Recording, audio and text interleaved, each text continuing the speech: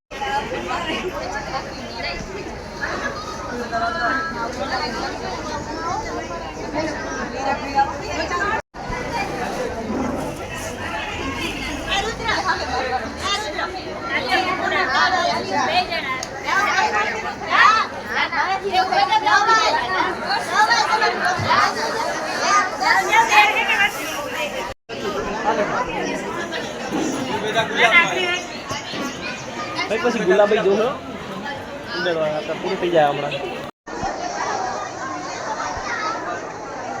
The next day.